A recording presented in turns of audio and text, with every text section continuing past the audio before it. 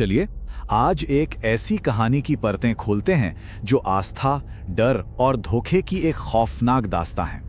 ये सिर्फ एक कहानी नहीं है, बल्कि इस बात का एक गहरा जायजा है कि कैसे डर को एक हथियार बनाकर एक पूरी की पूरी हकीकत गढ़ी जा सकती है। जरा सोचिए, एक गांव है जो सूखे और मौत के चक्कर में फंस चुका है और वहां के लोगों को यकीन दिला दिया गया है कि इस सब से निकलने का सिर्फ एक ही रास्ता है, एक खौफनाक रस्म। और वो रस्म क्या है? हर अमावस एक बच्चे की बलि। बस यहीं से उस डर की बुनियाद पड़ती है जो इस पूरी कहानी की जान है। तो वेलकम टू एक्सोयन स्टूडियो, जहां हर कहानी में छुपा है डर। तो चलिए कहानी के पहले हिस्से में चलते हैं और समझते हैं कि इस पूरी त्रासदी के केंद्र में कौन है। एक खौफनाक देवता और उसका पुजारी जो इस पूरे खेल को चला रहे हैं। ये है मोलक, वो देवता जिसकी मर्जी पर गांव का जीना मरना टिका हुआ है। मतलब अगर वो खुश है तो सब ठीक, लेकिन अगर वो नाराज हो गया तो फिर तबाही पक्की है। देखिए कैसे डर को एक शक्ल दे दी गई है, एक ऐसा चेहरा जिसे देखकर ही रूह कांप जाए। और ये है वो तरीका जिससे डर को एक रस्म बना दिया गया। मुख्य पुजारी अघोरम की ये प्रक्रिया इतनी ठंडी और सिस्टमैटिक है कि ये क्रूरता भी एक पवित्र काम लगने लगती है। ये सिर्फ पूजा नहीं है, नहीं, ये डर को जिंदा रखने का एक सोचा समझा प्लान है। जहां सोचिए, एक बच्चे की जान लेना एक धार्मिक फर्ज बन जाता है। और यहाँ हमें इस पूरे सिस्टम की असली कीमत दिखती है। सरला, एक माँ जो इस पागलपन के खिलाफ आवाज उठाती है, लेकिन एक अकेले इंसान की चीख उस झूठे डर के शोर में कहीं खो जाती है जिसे सालों से घड़ा गया है। उसके बच्चे को जबरदस्ती छीन लिया जाता है और उसका दुख बाकी गांव वालों के लिए एक और चेतावनी बन जाता है। तो अब इस बंद दुनिया में एक बाहरी किरदार आता है, एक ऐसा इंसान जो लॉजिक से, तर्क से सोचता है, और वो इस डर और अंधविश्वास के जाल को एक बाहर वाले की नजर से देखने वाला है। तो सरकारी अफसर राकेश इस गांव में आया क्यों? वजह चौंकाने वाली है। गांव के स्कूल में बच्चों की संख्या 75 से गिरकर सिर्फ 19 रह गई है। 75 से 19, ये सिर्फ एक नंबर नहीं है, ये एक खामोश चीख है जिसे सुनने के लिए अब कोई आ गया है। यहाँ पर ना दो दुनियाओं का सीधा टकराव है। एक तरफ वो हकीकत है जिसे गांव वालों के लिए बनाया गया है, एक अलौकिक डर की दुनिया, और दूसरी तरफ है राकेश की दुनिया जो तथ्यों और सबूतों पर चलती है। मतलब एक ही जगह पर दो बिल्कुल अलग अलग सच एक साथ चल रहे हैं।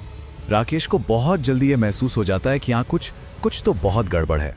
गांव का ये अजीब सन्नाटा, लोगों का बात करने से कतराना, ये सब सुराग हैं जो उस गहरे राज की तरफ इशारा कर रहे हैं जिसे पूरा गांव मिलकर छिपाने पर मजबूर है।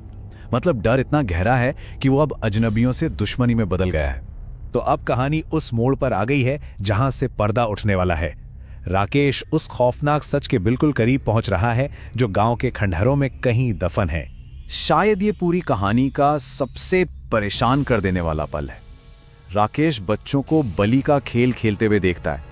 सोचिए जरा, जिस खौफनाक रस्म पर उसे सिर्फ शक था, वो अब बच्चों के खेल का हिस्सा बन चुकी है। ये दिखाता है कि वो वहशीपन कितना नॉर्मल हो चुका था वहां। और फिर आता है वो पल, वो क्लाइमैक्स, जब तर्क का सामना सीधे उस धोखे से होता है जो सालों से चल रहा था। राकेश पुजारी को रंगे हाथों पकड़ लेता है। अब सच और ज्यादा देर तक छिप नहीं सकता। यहां अघोरम का कबूलनामा शुरू होता है और पहली ही बात चौंका देती है। वो कहता है, ये मोलक कोई देवता नहीं, शैतान है, और मैं उस शैतान की पूजा करता हूं। मतलब वो पुजारी था ही नहीं, वो तो एक शैतान का उपासक था, धर्म की आड़ लेकर अधर्म फैला रहा था। और फिर सामने आता है सबसे बड़ा धोखा, वो आहा मोमेंट जहां पूरी तस्वीर एकदम साफ हो जाती है। गांव की सारी मुसीबतें, सूखा, जली फसलें, ये सब कोई श्राप नहीं था। ये सब अघोरम की सोची समझी साजिश थी। उसने पहले प्रॉब्लम क्रिएट की, फिर खुद को उसका सल्यूशन बनाकर पेश किया। वाह, मतलब डर को पैदा करने वाला ही डर से बचाने का नाटक कर रहा था। और इस पूरे खेल के पीछे का असली मकसद गांव को बचाना तो कभी था ही नहीं। उसका असली मकसद था अमर होना। बच्चों की बलि सिर्फ एक रास्ता थी काले जादू से अपनी ताकत बढ़ाने का। ये एक इंसान के पागलपन और उसकी हवस की इंतहा है।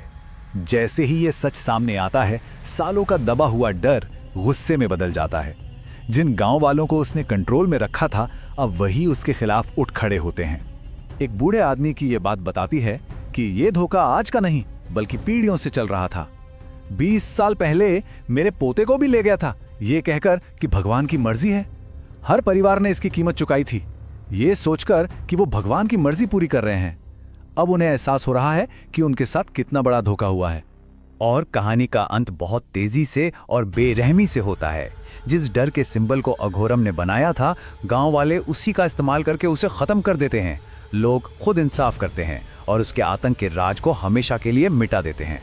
कहानी यहाँ खत्म हो सकती थी, एक सेटिस्फाइंग एंड के साथ, लेकिन ये हमें एक बेचैन कर देने वाली मोड़ पर ले जाती है, जो बताती है कि एक राक्षस के मरने से बुराई खत्म नहीं हो जाती। अगली सुबह, एक नई सुबह। सालों में पहली बार गांव में रोशनी है, बच्चों की हंसी गूंज रही है। कुछ देर के लिए लगता है कि चलो सब ठीक हो गया। एक झूठा सुकून। राकेश गांव से चला जाता है ये सोचकर कि उसने गांव को आजाद करा दिया है, लेकिन क्या डर की जड़ें इतनी आसानी से उखड़ती हैं? और फिर आता है कहानी का सबसे खौफनाक मोड़। अघोरम का बेटा, जिसकी आंखें भी वैसी ही लाल हैं, वो उसी मूर्ति को फिर से खोद कर निकालता है और कहता है, पिताजी, आपकी साधना अधूरी नहीं रहेगी। मतलब बुराई खत्म नहीं हुई, वो बस एक पीढ़ी से दूसरी पीढ़ी में चली गई है। ये कहानी का वो डरावना सीक्वल है जिसका हमें डर था।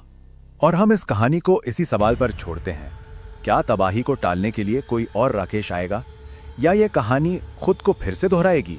और ये सवाल सिर्फ उस गांव का नहीं है ना? ये इस बारे में है कि क्या बुराई और धोखे की कहानियां हमेशा खुद को दोहराती हैं? क्या लोग फिर से उसी तरह के डर का, उसी तरह के मैनिपुलेशन का शिकार होंगे? सोचने वाली बात है। और ऐसी ही डरावनी कहानियों के लिए ज़ोयन स्टूडियो को सब्सक्राइब जरूर करो।